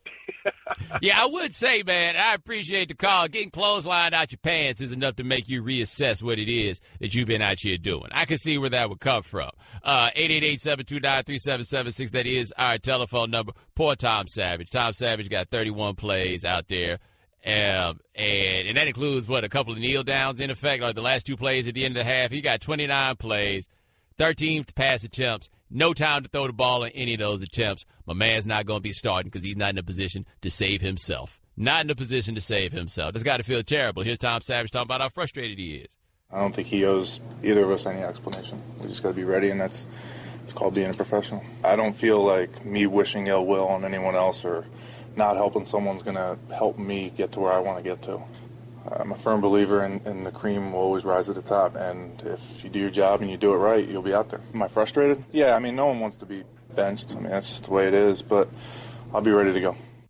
Now, one thing about this is you could just say he's just giving your standard speak that you have to give in a situation like that. But, Shannon, didn't the Texans have a quarterback who got benched and actively rooted against the new starter? Didn't that what Ryan Mallett did? That's exactly what happened. He's still in the league, by the way. But, yeah, that is what Ryan Mallett did. Worse for the Texans, Brian Cushing. This is going to shock you guys. But Brian Cushing violated the PED policy, and now Brian Cushing will miss 10 games. 10 games. I would think, Shannon, that Brian Cushing was an option at tight end, given that they lost all their tight ends, and now Brian Cushing is gone. So, what happens is either he going to fail his drug test or he going to get hurt. Is that basically the annual thing with Brian Cushing? Essentially, at this point, yes. The thing with Cushing is, though, people talked about Cushing being an obvious steroid case in high school. Oh, Shannon, you didn't know that. No, I wasn't aware. The rap on him has gone back to high school with people looking at him and seeing there were teams that did not want to draft him because he was an obvious case for PEDs. That was what the thought process is. And now we get to this point where he gets busted again for PEDs. And he's lucky. It's only PEDs. If you'd been smoking weed, wouldn't nobody want to draft you. Wouldn't nobody want to sign you if it was PEDs. I mean, if it was weed. But PEDs, just trying to get a leg up. Somehow that is seen as being – so she had to actually trying to cheat is seen as being more tolerable than just trying to get high.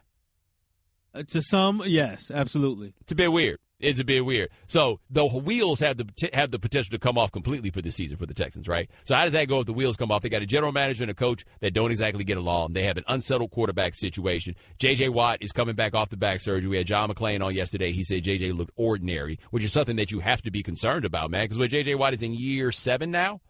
So as good as he was, he's in year 7 and he's coming off back surgery. Like, we can't assume J.J. Watt's been the best defensive player in the league for that time period that he's been in the NFL. He's been the best defensive player in the league. But you can't guarantee that that's what it's going to be. Now, can you? Yeah, that could go really bad, guys. Oh, and Dwayne Brown still sitting at the crib being like, when y'all going to pay me, bruh? I saw the film. I got all 22. Y'all know what y'all need to do. All right, 888-729-3776. That's our telephone number. We talked a little earlier. C.J. McCollum said he wants to rank journalists. Well, would I be ranked in that? Said if I talk to Blue in Idaho. Blue, thanks for calling the right time. Shit. Hello? Yeah, man. Hey, man, what's happening? What it is? What's going on? Oh, man. Ooh. Holy shit, I wasn't on hold. Now you were on hold. Yeah, I think two S-bombs, and we had to go ahead and let them go. Shit, I'm a little disappointed because I wanted to know how Blue wound up in Idaho. Judging by his call, he was just as surprised as you were. Yeah, there's a lot of shot going on there. Granted, Blue been on hold for like an hour and a half. But, yeah, I wasn't know how Blue got to Idaho, but Blue be cussing too much. 888-729-3776. That's our telephone number. You boys been calling in, talking about when football quit you. Let's hit the phones, talk to Chris in Pennsylvania. Chris, thanks for calling the right time. Hey, Bomani, thanks for taking my call. Yes, sir. Hey, went to a small high school, didn't have football as an option, but you could play at a nearby school, kind of a co-op. I played baseball and soccer and ran cross country, so I just tried to stay athletic, and had the coach call me my junior year from the nearby town and said, our kicker got hurt. We know you play soccer. Can you come kick for us? Now, I've never played football ever in my life. So I show up to practice on the first day, and the coach is like, you don't even have to come to practice. Just show up to the games and kick. So I thought, this is great. I'm going to get a chance to play. Don't have to go to workouts, nothing. I show up in the first game. The coach didn't tell me that I was never going to get hit. He forgot to leave that part out. So first kick of the game was like a 28-yard field goal attempt that was a botched snap, and I ended up with the ball in my hands. And let's just say I got hit from the top part of my chest and the bottom parts of my knees. That's unfortunate. I think they cut you off because you know what's coming. Hard net workout. Check out ESPN Films' newly released 30 for 30 podcasts. From the producers of our award-winning documentary series, this is an amazing collection of sports stories you need to hear to believe. Speaking of amazing, Delta Airlines and the Fly Delta app make your travel experience amazingly easy with real-time bag tracking, e-boarding, and passport scanning during check-in. And don't forget to download 30 for 30 podcasts to fill your flight with stories that will keep you coming back for more. The Right Time with Bomani Jones. Ladies and gentlemen, welcome to The Right Time. My name is Bomani Jones. Thanks for listening on ESPN Radio and the ESPN app. We are presented by Progressive Insurance. You can send us a tweet at the 1-800-Flowers.com Twitter feed. That is at Bomani_Jones. So first take was out there in Los Angeles. This is going to shock you guys, but LeVar Ball was available to show up and do television. Shannon, apparently he is available for all media appearances except for us. Yeah, but we get Lonzo and Lonzo. Hey, how'd you feel about that? Yeah, it was good. You know, how do I not take it personally that LeVar Ball will go on TV or radio with anybody in the world but won't show up to hang out with us, right? Anyway, he got on first take and LeVar did the thing that LeVar does, which is, talk a little bit reckless. I mean, nothing like harmfully reckless this go around, at least not to me. But here is LeVar saying that he thinks, well, just find out what he expects from the Lakers this year. What the Lakers gonna do this year, man? 50+ wins. You must be.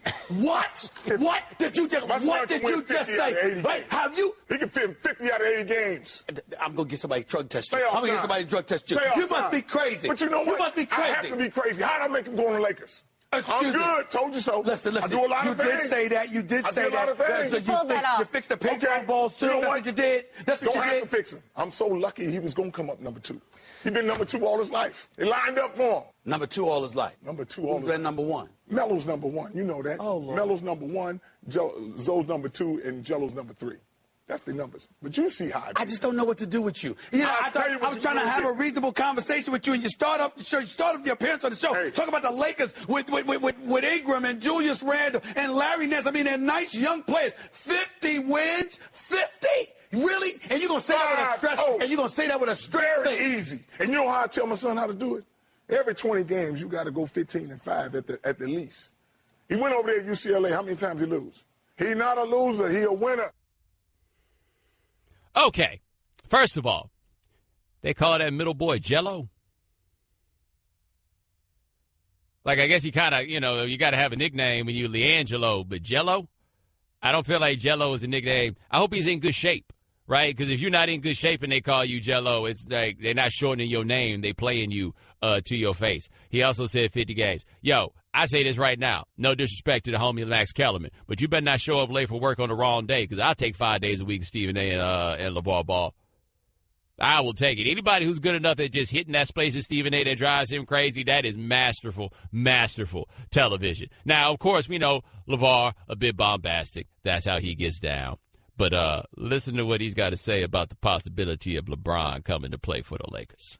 Tell you what, you can start spelling his name L.A. Bron. He'll be here. Because he a businessman. He done did everything in Cleveland. You got to come over here and play with my son. Oh, your son, not the Lakers. Not the Lakers. Far be it for it to be the Lakers. It got to be your son. Can't be the Lakers. All right, hey, it had to be for my son. He didn't come last year. He wasn't even thinking about it. Now you get Lonzo. He's scoring a lot of points today. He's having a good day. Yes. Listen, he can say that. He ain't talking about coming 2 or 3 years ago. Excuse me. I like your son a lot. Yes. I'm rooting for him. I'm rooting for y'all. But I am telling you this. He hasn't played yet. And his daddy opened his mouth and might have cut checks his son can't cash. It's possible. Because your son's got to go up against a whole. I'm going to tell you one thing. Steph Curry, remember what you said about Steph Curry? Remember what you said about Steph Curry? Do you know what's going to happen to your son when he goes up against Steph Curry? You don't know. No, I don't know. This is foreign to you. Let me tell you something. You're going to be there. You're going to be there in attendance. You're going to be there in attendance. You're going to be there in attendance for that game and watch your son go up against Steph Curry. You know what's going to happen to him? Do you know what's going to happen to your son when he goes up against Russell Westbrook? I tell you what, Steph Curry better not go over there and try to guard him. How's that? Oh, it's like that. I bet you he won't go over there and try to guard him. It's like that. Guaranteed. You will see it. Dude, that is so barbershop that all that's missing is Max over there waiting to get a fade from a Filipino barber. That is the only thing that is missing there to make that like full-on barbershop situation that they got there. Magic got to be like, yo, man, you got to chill out. Right? Because we do have a chance at getting LeBron James. I think they have a legitimate chance of getting LeBron James. I think LeBron winds up in Los Angeles. My guess would be with the Lakers. Wouldn't shock me if with the Clippers, but my guess is he winds up there with Los Angeles. Yo, you ain't about to be out here making it look like LeBron is running behind your son. That's not how this is. No. Like, I understand why you feel like saying this sort of thing. That's not. No, LeVar. Magic got to be like, hey, man. You got to let LeBron feel like it's his idea. That's the trick behind these things. Also, has anybody gotten us a video of Magic talking to LeVar? Because something tells me that if LeVar feel like he could have beaten Mike in his heyday, you think LeVar think he could have beat Magic in his heyday? Because the problem is Magic 6'9". You think LeVar feel like he had a chance at him? You think LeVar think he could have got him? Look, he won't say it publicly. He probably don't think so, but he won't say it publicly. No, I bet he will say it publicly. You know what he say? Magic never could play defense. That's what he would say. But hold on. LeVar wasn't done. You may have seen the ESPN rank. It put Carmelo Anthony at number 64 in the league, 64th best player in the NBA. Put Lonzo at 63, and this is going to shock you, but LeVar doesn't see what the problem is with that. How in the world did we get here where somebody's talking about a ranking in the 60s? Don't rank me in those 60s. 60 is like 80. He should be mad that he ain't in the top 10. Your son. But you know what? No. Carmelo. Got it. You talking about you arguing with a dude talking about he's ranked higher than me at 60? Man, don't rank me in no 60 and think I'm aware about it. It's an opinion to keep everybody talking about who should be the best. Yes. And you worried about 60 and 63, you worried about the wrong thing. His game is going down on the fact that he's getting older. That's what happens to all the ball players. But 64. Don't get mad. 64. 64, Carmelo Anthony, 64. See, that makes me embarrassed for our network. Somebody did that. Well, here's the thing. You saying 30 teams or whatever, 2 on each team. That's right. But some teams got 4 and 5 people better than him. No team got 5 players better than Carmelo Anthony, or even 4. Well, maybe the Warriors. Well, let's look at the Spurs. Come on. You got to figure out what he's doing. He's been with the Nets. You guys He's a good guy. He's a good guy, but who gonna play with him? He's holding the ball too long. That's fair enough, but the point is... So I'm saying that makes you a better player because you score more points. I don't mean nothing. Shannon, has Melo tweeted about this yet? Has Melo been made aware? I'm just waiting on the Instagram post. Hashtag stay Melo. Hashtag hoodie Melo. I figure Melo going to try to crack on his grill. Like, that's the direction I think that Melo is going to wind up going in. And then tomorrow, Lala going to be on Instagram in a Lonzo jersey. Like, honestly, what has happened this offseason in terms of Carmelo? Is this all Phil Jackson and the assassination of his character? What has happened here? I think it's a combination of factors. I think part of it is Phil Jackson and the character assassination. I also think part of it is dogging Melo is a way of big upping Porzingis.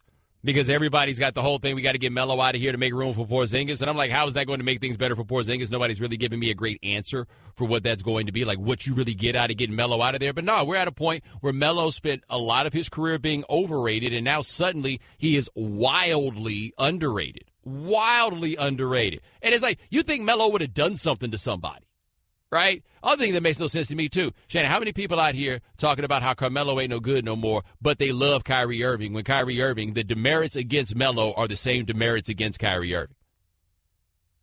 Right?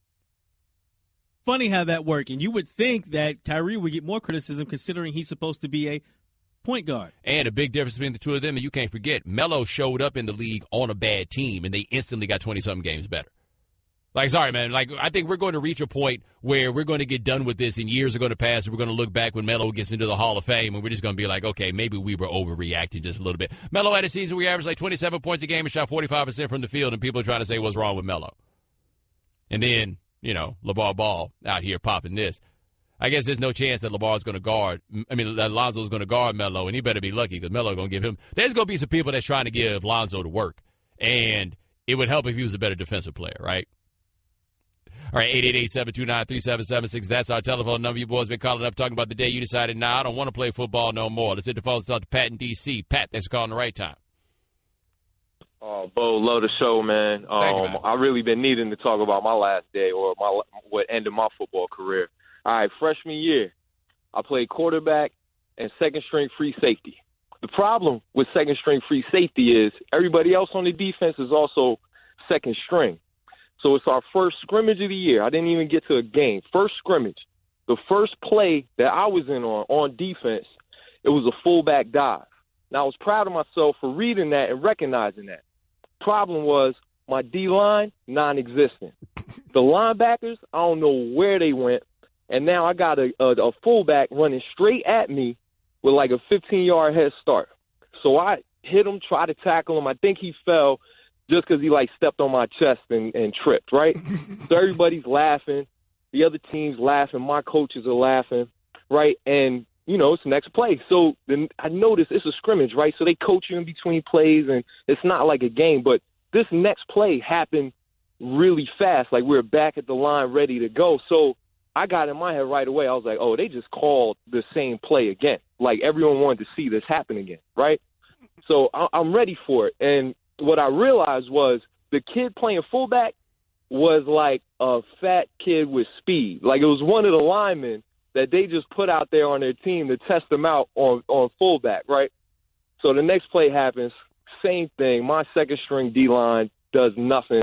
I don't even know what the linebackers weren't getting blocked. They just, like, didn't want any parts of this kid. So it's me and him again. And this time, like, my pride is hurt. I'm like, man, I'm going to do what I can do to light this kid up. Man, I go at him. I tried to hit him so hard, I closed my eyes. I didn't do textbook. I tried to spear him and it was a helmet-to-helmet hit, And that's kind of like the last thing I remember until I was just looking at this beautiful blue sky. I don't think I looked at the sky all day. It was a beautiful sky. And I never forget my head coach and the running backs coach, who's the defense coordinator, are like looking at me, talking to me. And I can't quite hear him yet. But man, I spent the rest of the whole rest of the scrimmage with my pads off, sitting on the side. And I finished the season, but I didn't play any more defense. And finished my high school career on the basketball team. Hey, man, let me tell you something. I appreciate the call. I told y'all before about my experience with the fullback dive. I may tell you again after we come back. 888-729-3776. That's our telephone number. Coming up next, there's a football game this weekend. That's a rematch of a game that never happened. Find out what that is on ESPN Radio, the ESPN app, Sirius XM Channel 80. Ladies and gentlemen, welcome back to The Right Time. My name is Bomani Jones. Thanks for listening on ESPN Radio and the ESPN app. We are presented by Progressive Insurance. Jorge Sedano will join us next segment. Jorge Sedano will join us at 6:30 Eastern. That's the old soul song of the day. Turn it up a little bit. Satisfy My Soul by Bob Marley and the Wailers. There are like 8 different mixes of this. All of them are fire. Hey, nothing makes up for your football obsession like a surprise from 1-800-Flowers.com to order a dozen multicolored roses plus an extra bouquet in a vase for just $29.99. Go to 1-800-Flowers.com/ESPN. 888-729-3776. That's our telephone number. You boys been calling in, giving us your stories about why you quit playing football. Let's talk to Andrew in Houston. Andrew, thanks for calling the right time. Well, what's going on, man? All right, man. It's an honor to be on the show, man. He's saying what you and Shannon do. Thank you, let me get to my story, man. So I'm in Houston. I'm saying with the Clown Ford, graduated there. You say you went to Clown Ford? Yes, sir. Okay. Graduated 2000. Yes, sir. I was there. I was at Rice for a year. Didn't like it there. I went to Louisiana Lafayette. So I'm in Louisiana Lafayette my sophomore year. This is week 2. I forget who we playing. We just got smacked the week before. Locker room ain't really great. Now, our running back, they call him Little He-Man. He's 6'2". That's a man, right? So, first play of practice, they run a sweep. It's a sweep we really need to work on if we want to win. So, he come at me with it. I'm playing free safety. I strip him. I told him, you better get your stuff together. You better come on. He's like, don't talk to me like that. And next play, he comes that way. I do it again. And he tells the offensive coordinator, hey, run that play again. And my heart, I'm like, oh, boy, something's about to happen. I felt it. So, they run the sweep again. He tried to dance on me, hit me a little step. I cut him off. But the next thing I remember, he put his shoulder right in between my 2 and that 4, and I realized he was 6'2", 230. Because the next thing I remember is hitting the ground. I remember hearing people say, oh, my God, I think He-Man killed him. And then I blacked out. Next thing I remember, Bomani, it's 8 o'clock. It's like at 2. It's at 8 o'clock. I'm in my dorm. It's ice on my head. My D coordinator and my position coach are standing next to, like, one of my homeboys that's on the team. Wondering, is he going to be all right? And I don't remember anything between when I got hit and waking up hours later. And the crazy thing about it was, throughout the year, whenever we were struggling or whatever, I peek in some of my D coordinator's room. He got that on loose looking at it over and over again.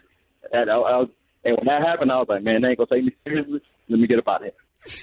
Yeah, I never thought about it on that level. I appreciate the call, man. You get hit so hard that you can't trust that your coaches are still going to take you seriously after the fact. A tough mental game that is. And, dude, part of why we let people tell these stories is I feel like we ignore how crazy football is until you hear it from the mouths of now civilians who used to think they themselves were football players. All right, 888-729-3776. That is our telephone number. So they say Texas and USC are playing on Saturday. I don't plan to pay very much attention to that football game. I don't even know if it's really going to be a football game as much as it's going to be a massacre. And I don't like seeing young men get hurt. It's not really what I'm into. It's not my bag necessarily. But, guys, did you know that USC says they are 4-0 against the University of Texas in football all time? 4-0.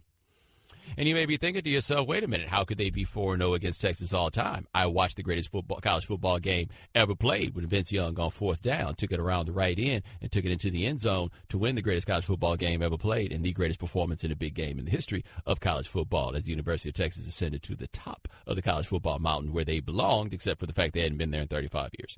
Anyway, USC is like, what game? That never happened. Because, see, they had this thing with Reggie Bush, right? Remember that? They had this thing with Reggie Bush. And since Reggie Bush was deemed to be ineligible, USC is saying that not only have all their wins from that season been vacated, but also the losses have been vacated. Now, Shannon, what's interesting about it is Texas still gets to count the game as a win. So Texas is 1-4 against USC, but USC is 4-0 against Texas. Wait a minute. Wait. So you don't have. So you can't count the wins and you can't count the losses. I'm so. Yeah. Like that's the game they play right now. To be fair though, I'm Team USC about this one, and the reason I'm Team USC about this one is if you insist upon doing this thing where we act like it never happened, then none of it happened. None of it happened at all. They say they got a letter, by the way, that verifies that they're allowed to do this. Right. Anyway, you guys enjoy watching that game. I know 300 yards rushing allowed when I see it. And I watch USC play that game against Stanford, and I watch these games that Texas has played this year, and Shannon, that looks like 300 yards rushing coming straight up the gut against Texas. I got faith, okay? I got faith in Todd Herman. Todd or Tom? Is it Todd? Tom? It doesn't matter to me I got anymore. faith in Coach Herman, all right? He's going to turn this thing around. He's not going to be able to sprinkle fairy dust on it. It's going to take some time. We got to come up with a name for this Texas rebuild. All right, we can't say trust the process. It's already been done. We got to come up with a catchy name for this and just trust that he's going to turn everything around. I'll tell you, I got a name for it. You better hurry up. How's that work? That's what I feel about the rebuild. You better hurry up.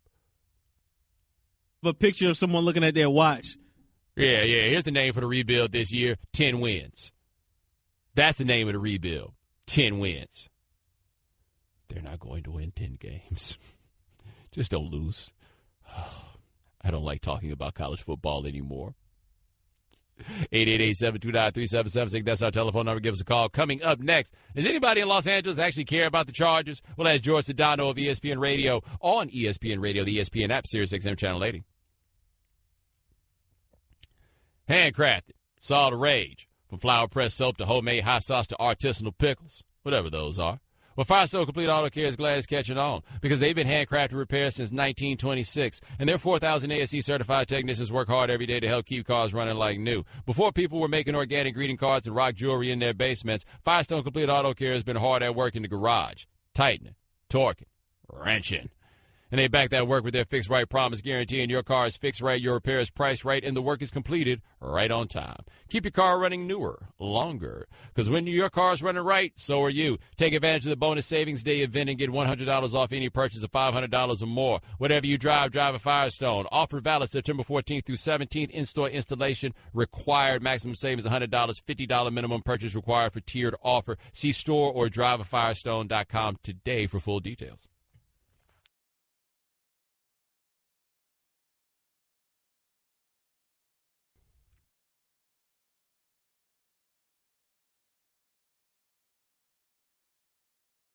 Okay, Kevin, for the grand prize of $1 million, what color is the White House? I know this. 5 seconds. Oh, switching to Geico could save you a bunch of money on car insurance? Okay. Judges? That's true, Kevin. They'll allow it. Congratulations. You're a winner. Woo! Geico, because saving 15% or more on car insurance is always a great answer. The Right Time with Bomani Jones. Ladies and gentlemen, welcome back to The Right Time. My name is Bomani Jones. Thanks for listening on ESPN Radio and the ESPN app. All guests join us on the Shell Penzo Performance Line, just like our next guest. Check them out on mornings with Keyshawn George and LZ, ESPN 710 on the radio in L.A. His name is Jorge Sedano. All right, George, you voted on the ESPN rank. Where did you vote, Mello? See, it's weird, right? We didn't actually rank them like 1 through 100 or whatever. basically it has the way it's done is it pairs two guys against each other. And you have to, let's just say, for example, it's you pick between Goran Dragic and Carmelo Anthony, and you pick who you think is better. And then you have to go through a series of these, hundreds of them, until eventually, and it'll keep going as long as you want to go. And then that's how they kind of tabulate who's better than who. That's how it's done. There's this kind of weird theory, and statistical analysis that's done based on the way people vote. Now, you tell me this. Who's got a bigger beef, Melo at 64 or Dwayne Wade not on the list at all? I mean, Dwayne Wade not on the list at all is pretty ridiculous. Listen, at the end of the day, I know he shot 43% last year, which is a career low, but averaged 18, 19 points a game, and his game has slipped. But to not have him in the top 100 is completely absurd. So, look, I may go with my Miami bias there, as I grew up there, as you know, and may lean toward Dwayne in that situation. But Melo's is completely disrespectful, too. I mean, you can't put a dude who hasn't stepped foot on an NBA court in a regular season game ahead of him. That's absurd to me. We're talking to Jorge Sedano of ESPN Radio in Los Angeles. And see, Melo, I'm trying to figure out what it is that we've done to Melo, right? At once we think that Phil Jackson was ridiculous, but we're acting like everything Phil Jackson said about him was true. Yes, we are acting that way. And look, there's been some decline to his game, okay? He had the worst efficiency rating he's had since his second season, back in 04, 05, or whatever it was. So, look, but that's deterioration that anybody would have at a certain age in the NBA, and he's had some injuries that have accumulated as well. But here's the thing. Here's what I'd tell you, Bo, and this thing is about projecting what the guy's going to be this season, okay? That's what this vote is supposed to be. How do you expect player X to be in the 2017-18 season? Where do you rank him and such? And I would say this. I don't know about you, but I don't think Carmelo Anthony is going to be on the Knicks much longer. I think he's going to be a Houston Rocket. And there are things that I see in his game, even last year, as he was not performing to Melo standards, that I think will help him. His three-point shot went down at about a 36% clip. That's still higher than his career average. And he's going to be playing in a Mike D'Antoni system that, yes, he didn't necessarily vibe with in New York, but his point guards there were Jeremy Lin and Raymond Felton, okay? Not necessarily household names, even though they're good players in the NBA. He'll be playing with James Harden and Chris Paul, who will be able to get him easier buckets. Has there been deterioration on the defensive side for him? Sure, but they're not getting Melo for his defense, and we know Mike D'Antoni ain't getting anybody for his defense. But I also feel like Melo gets no slack for the fact that he's been playing in a train wreck, right? So when we talk about Porzingis and what didn't go right for him last year, we'll say, but it was a disaster, right? Melo's in the same disaster. Of course, 100%. We are giving Porzingis the benefit of the doubt because he's the 7'3" unicorn, as Kevin Durant called him, and he's, 20 years old or whatever it is. But this is what we do. We've piled on Melo for a long time now. And look, I've been guilty of it, okay? But last year, I went the other direction. I'm like, yo, at some point or another, we're just doing this dude dirty. And I did the same thing with Tony Romo in football. I just felt like everybody was piling on him constantly. And I'm there with Melo. I arrived there last season, and now I think we've just hit the level of absurdity. Plus, that man got enough going on in his life right now, right? Right, exactly. He's got personal things, man. Leave that dude alone. We're talking to Jorge Sedano of ESPN Radio in Los Angeles here on The Right Time. So you're in Los Angeles. We're just curious. Is Los Angeles caught up in Charger fever yet? Man, listen, dude. The Chargers, people don't even know where to find the Chargers on radio. They don't know where to go to the games. They can't sell out a 30,000-seat stadium in the preseason. The Chargers have no fan base here, Bo. Now, look, people will say, but they've got a chance to kind of gain some fans in the new generation. That takes years, generations to do that kind of stuff. The Rams, Bo, are struggling here, and they at least have a history. Now, granted, it was in Anaheim, not so much Los Angeles, but there was at least a history. But when you have a 21-year void of NFL football, what you get is this, and I've gotten a lot of this from people who are native Angelinos. Man, for the last 20 years, I've been able to watch the best games at 10 a.m. and 1 p.m. Pacific. And now I'm getting the Chargers and Rams, and that's what the feeling is around here. All right, now the Rams looked great in Week 1. If they got on a roll, do you think L.A. could get on board? Yeah, I mean, if anybody gets on a roll, but what's a roll? I think that nobody really thinks that this team's going to be any good. They played an awful Colts team that you and I could sit here and dissect how they've mismanaged that thing with Andrew Luck at quarterback. And obviously we see how painful it is when he's not at quarterback. But, yeah, they beat a bad team, a team they should have blown out. There's a sense of hope, I guess, for the future because Sean McVay's here, and our colleague Ryan Clark told me and Keyshawn and LZ that in Washington they used to call him the Doogie Howser of offense. So there's hope in that regard. But what I would say to you is this is all about Jared Goff this season. And if he can be any semblance of a decent quarterback, they'll probably keep him. But if he can't play like a quarterback that they felt was worthy of the number one pick, then they're going to move on because Sean McVay knows that if you're a coach, you're married to the quarterback. So to me, that's what this is all about. All right, we're talking to Jorge Sedano of ESPN Radio in L.A. here on The Right Time. So you mentioned briefly, we talked about this with the with the ESPN NBA rank vote about Melo being below a guy who has not played a game. That guy would be Lonzo Ball. What do you think about Lavar saying that team's going to win 50 games? I thought look, that's a funny statement, right, that they won 50 games. Did you hear Stephen A's reaction to that? Yes, I did. Yeah, that was actually the funniest part of the whole thing.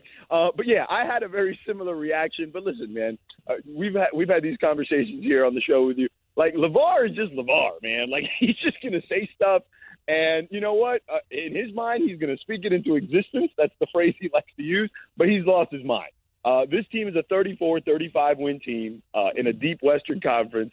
So, yeah, look, I love it. The hype is big, man. It's real. It's tangible, Bo. We saw our numbers in L.A. on the radio grow tremendously once Summer League came aboard and he was playing games, and those games didn't mean anything. I can't even imagine what it's going to be like when he takes the court in his first preseason game on September 30th and beyond. The hype is real. People buying it. I think the kid's going to be a really good player in this league. But, yeah, I mean, Lavar is just being Lavar. Well, is he also messing up the game saying that LeBron's going to come play with Lonzo? Like, LeBron's got to be like, bro, ain't nobody coming to play with no Lonzo. Yeah, I mean, listen, though, I was there that day in Vegas, Bo, when he showed up to the Laker game, okay? Like, LeBron was there, and he didn't show up to any other game but the Lakers. So, I mean, say what you want. Maybe LeVar knows something we don't. All right, that is Jorge Sedano. Check him out. Mornings with Keyshawn, George, and LZ on ESPN 710 in L.A. Not even alphabetical order. How you wind up in number 2, bro? That's a good question. I don't know. I need to talk to my agent about that because I sure as hell shouldn't have been number 2. I'm driving the damn show. I should at least be the first name. I'm telling you this. If Keyshawn had been number 2, his agent definitely would have made a call. No question about it. Absolutely. All right, man. You take it easy. You got it, Bo. Take care. All right, now, did you know that you can take the NFL with you wherever you go thanks to the TuneIn app? No matter where you live or what team you love, TuneIn brings you the home and away call for every game live. Download the TuneIn app and listen live. Ladies and gentlemen, welcome back to The Right Time. My name is Bomani Jones. Thanks for listening on ESPN Radio and the ESPN app. All guests join us on the Shell Pennzoil Performance Line. Thanks to Jorge Sedano of ESPN Radio for joining us last segment. Thanks to Cian Fahey of PreSnapReads.com and the Nickel Package Podcast for joining us in the 5 o'clock Eastern hour. Thanks to Pablo Torre for joining us in the 4 o'clock Eastern hour. Remember, if you miss anything live, check out the Right Time Podcast available on the ESPN app.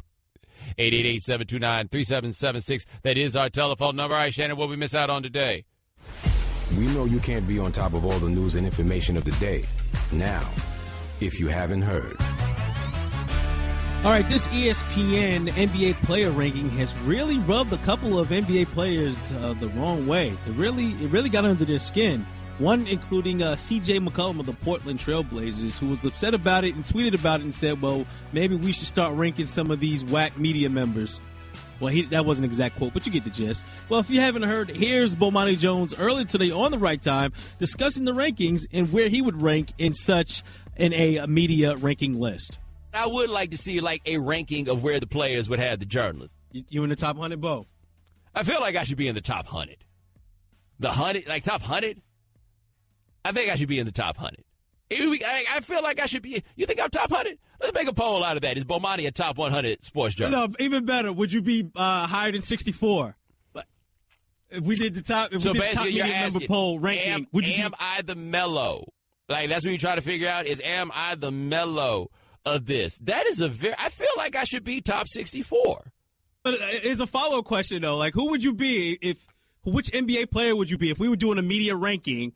I mean, I'm just curious, Shannon. Is there any, like, multifaceted NBA player who has had immediate impacts when he has shown up places. Was very good when he was very young and keeps getting older and hits his prime and continues to be good in spite of the fact that very often people fall off in moments like these. Does that sound like anybody?